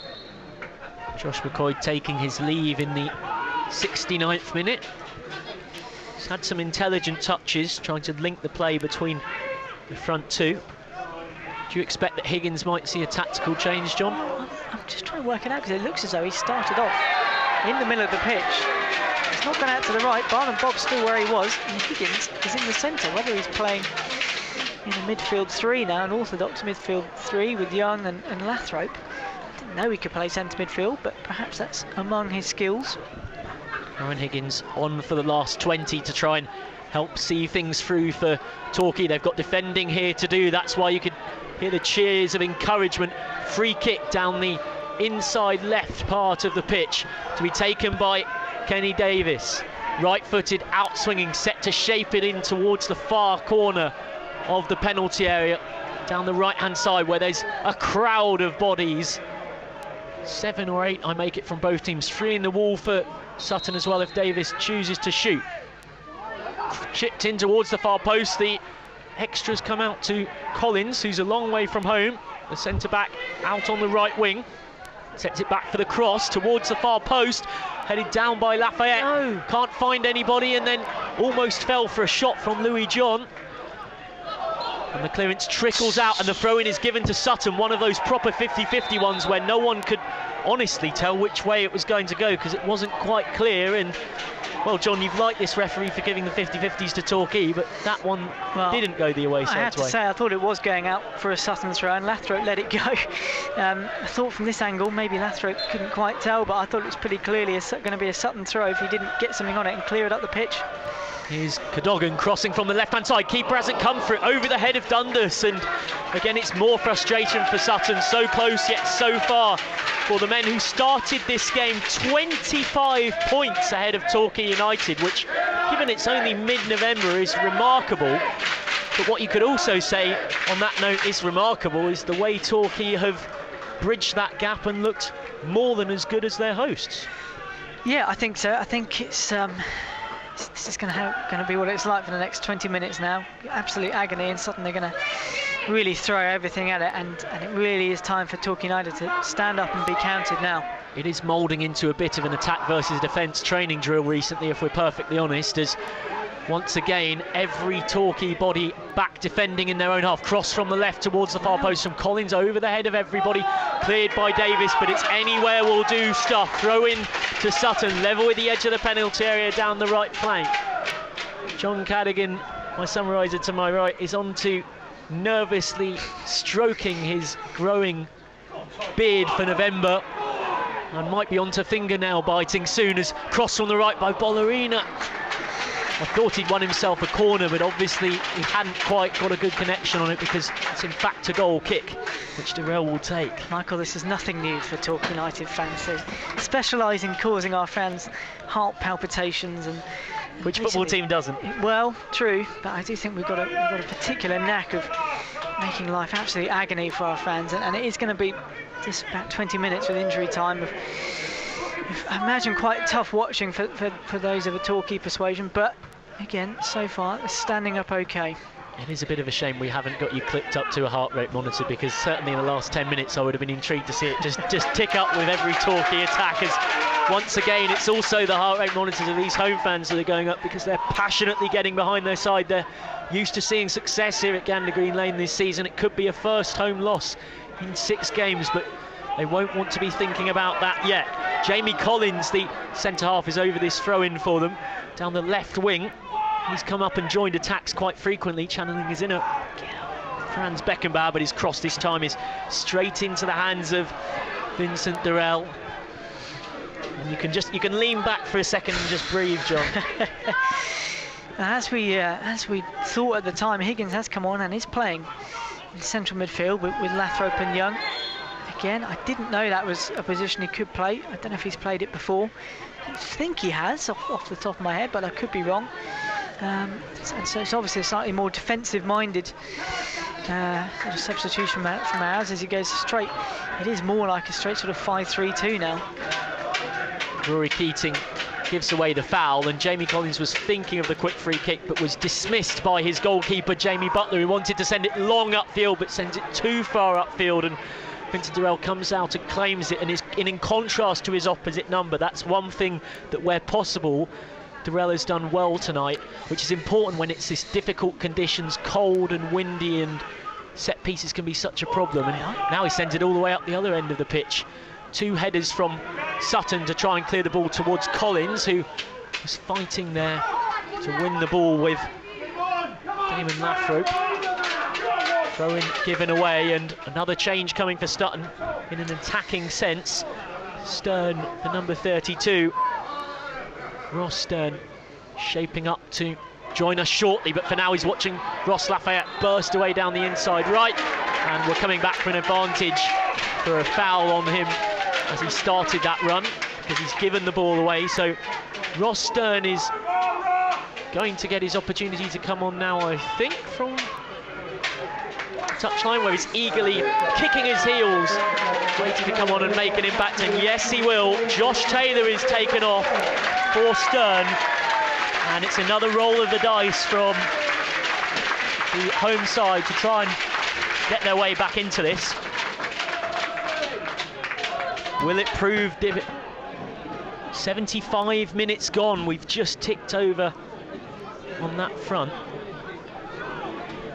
and we're into the last 15. With every minute that gets closer, those 3 points move further into view, but the cross comes in, headed away by the first man, Davis, and now it's Torquay's turn to try and do something on the break. It's a 4-on-3 if they can go quickly, but the ball forward is a really poor one from number 23 for Torquay. It's Higgins. Substitute not managing to impress on that occasion. Great opportunity to do so by creating something, and now right up the other end of the pitch. Sutton thought they'd won a corner, but I have to say I'm not surprised we come back for a free kick. It was the classic defender trying to clear the ball out for the throw-in, and the forward has gone for, I believe you referred to this earlier in this half, John, the classic, I'm going to sort of push the guy over and hope he doesn't notice, and he thinks that he's slipped. And the referee didn't buy it at all, so it's a free kick that Vincent Durrell will take right by the corner flag in the right back position. Yeah, not a popular decision amongst the home fans, as you could probably hear, but correct. As you say, Dundas was just closing down on Fete and gave him a nudge. Fete was possibly a little bit soft, but you'd also say if he had a yellow and blue specs on, that he had every right to go down. after contact, and I'm glad he did, and he's won us a free kick and taken a little bit of the pressure off. But Sutton going a little bit more attacking. Ross Stern, the winger, I think I'm right in saying this is his second debut for Sutton. Correct. After rejoining. Well, I had a funny story about him at half-time, which we'll come back to in a second as Torquay try and create something, but can't do so on that occasion. Headed out by Rory Keating. Yes, I was chatting to a couple of spectators who were saying wryly that Ross Stern and Alfie Egan left at the wrong time because they were arguing that they went to Eastleigh for slightly dubious means, and what happened was they missed the fantastic FA Cup run, of course, and everything that came with it, losing in the 5th round to Arsenal. But now they're both back from their respective move away, and they'll hope to make an impression as the cross comes into the far post, not properly cleared. It was a good ball in from Stern, right-footed, in swinging from the touchline. And now Torquay have managed to get it away to Reid, who's well back inside his own half, and given he's the striker in this 5-3-2 formation, that should tell you a lot. It's Sutton working it down the right, squared to the edge of the box, and Stern totally misses his kick just outside the penalty area.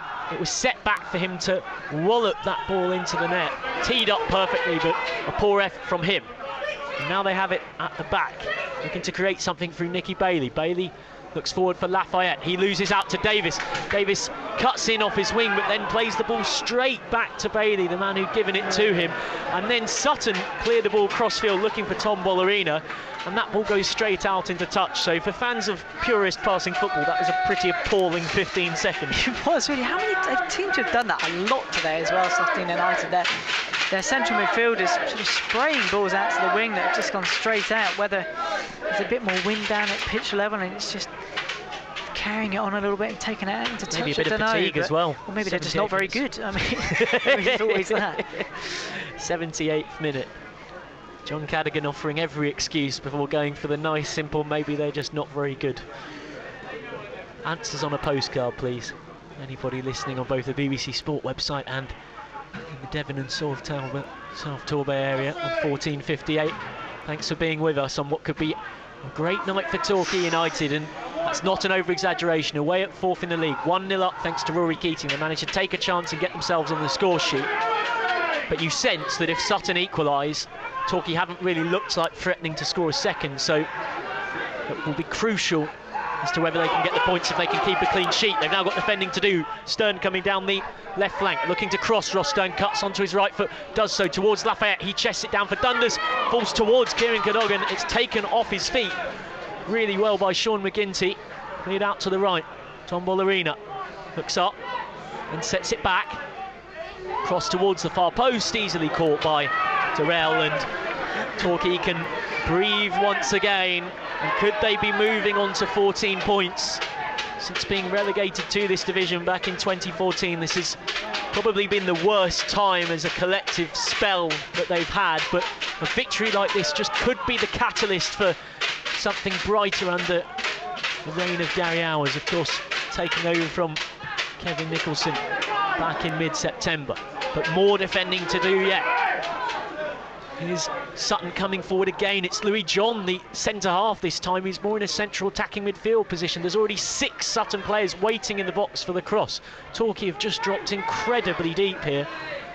It's attack versus defence stuff, it really is, but Rory Keating nearly goes for a brilliant interception to rob Collins of the ball. Can't quite do so though, and now once again Sutton attacking promisingly, this time down the right flank. Looking to create something. Craig Dundas, the striker, 6 league goals this season, looking to be the provider here.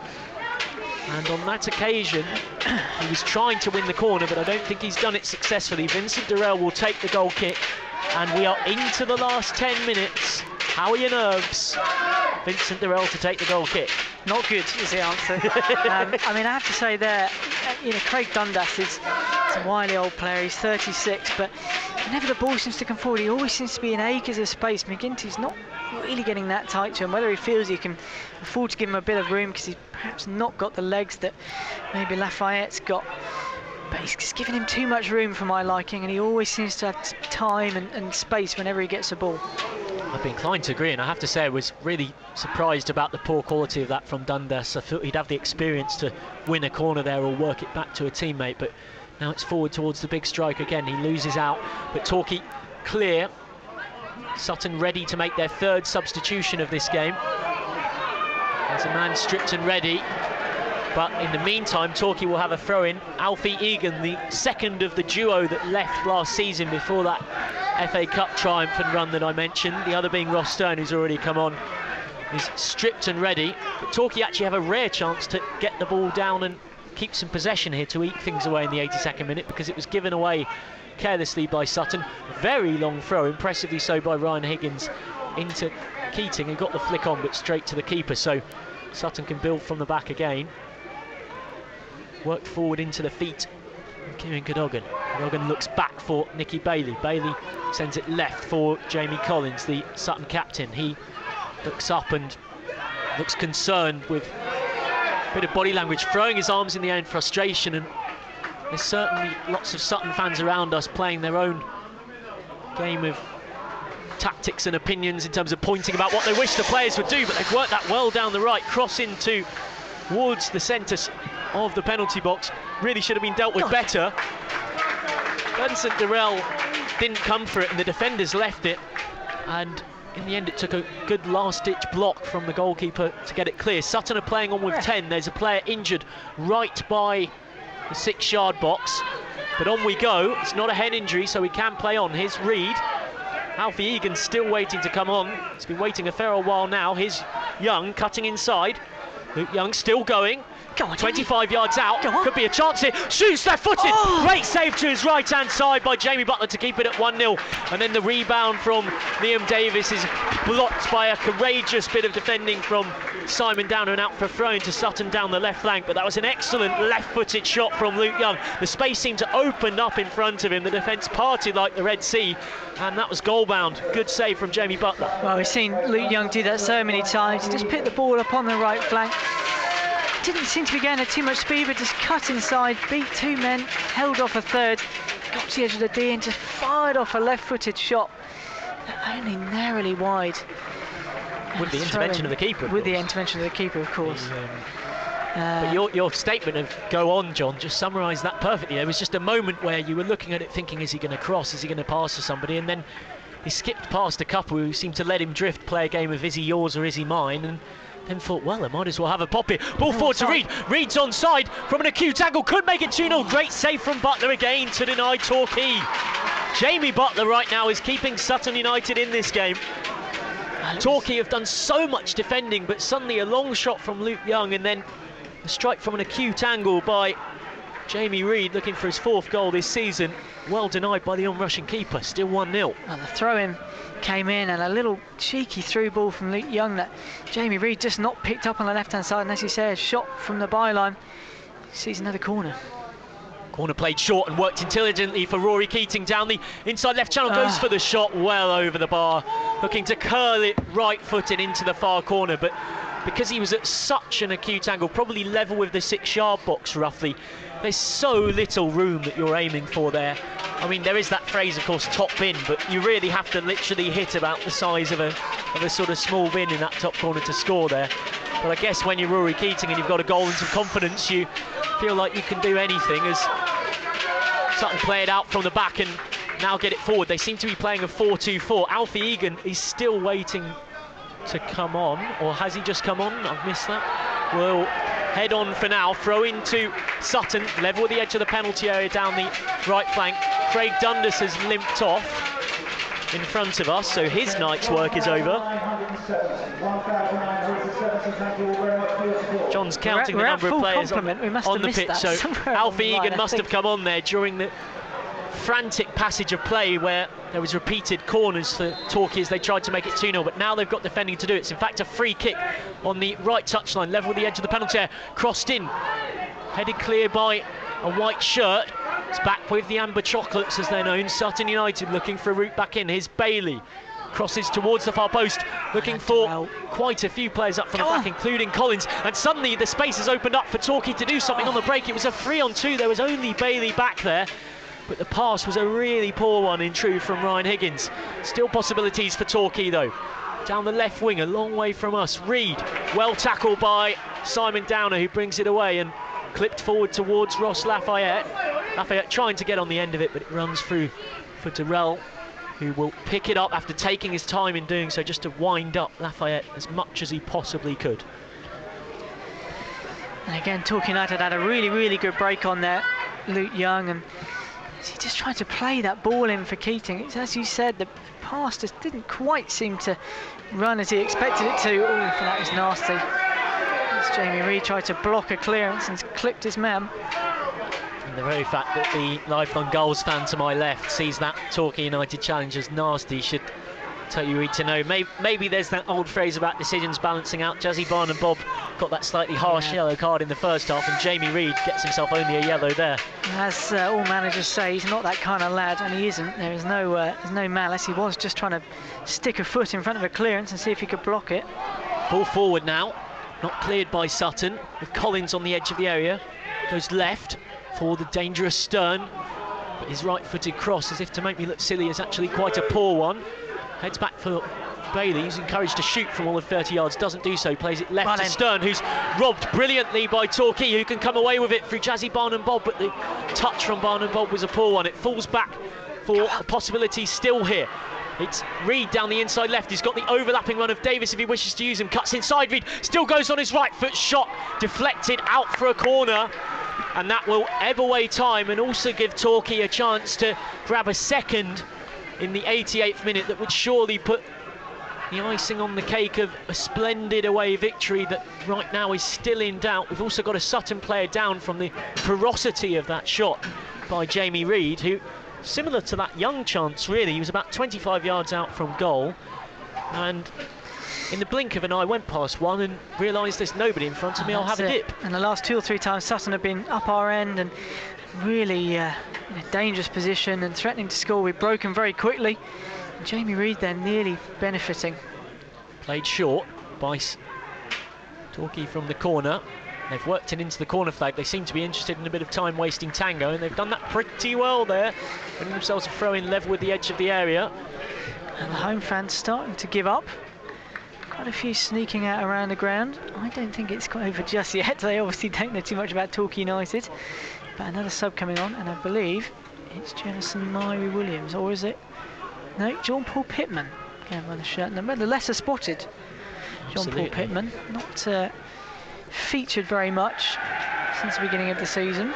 89th minute, and on the pitch you've just missed some more well done time wasting by Torquay, buying themselves another throw in. And on the note of things that will run the clock down, we now do have that substitution. Jamie Reid to come off as the clock ticks just over towards 90. And on comes number 9, John Paul Pittman. Well, he's given absolutely everything tonight, Jamie Reid. He's chased down every lost cause. Threatened to score a couple of times. That shot just a couple of minutes ago on the edge of the box that was so close. It's probably the best of them. And again, he's a real menace when he's on his game.